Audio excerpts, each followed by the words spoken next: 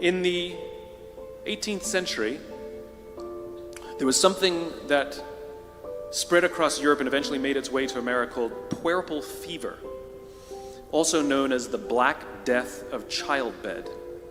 Basically what was happening is women were giving birth and they would die within 48 hours after giving birth. This Black Death of childbirth was the ravage of Europe, and it got worse and worse and worse over the course of over a century. In some hospitals, it was as high as 70% of women who gave birth who would die as a result of giving birth. But this was the Renaissance. This was the time of empirical data and science, and we had thrown away things like tradition and mysticism. These were men of science, these were doctors. And these doctors and men of science wanted to study and try and find the reason for this Black Death of childbed, and so they got to work studying, and they would study the corpses of the women who had died. And in the morning they would conduct autopsies, and then in the afternoon they would go and deliver babies and finish their rounds.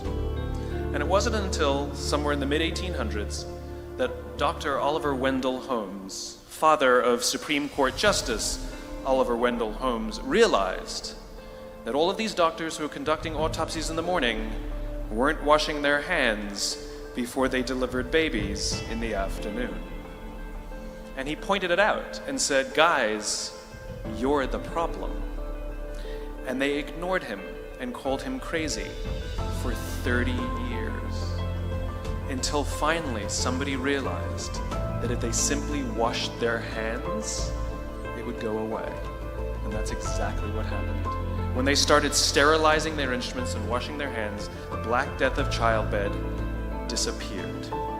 My point is, the lesson here is, sometimes you're the problem. We've seen this happen all too recently with our new men of science and empirical studiers, and these men of finance who are smarter than the rest of us until the thing collapsed. And they blamed everything else except themselves.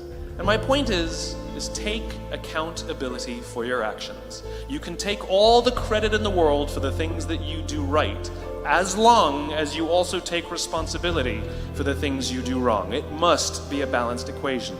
You don't get it one way and not the other. You get to take credit when you also take accountability.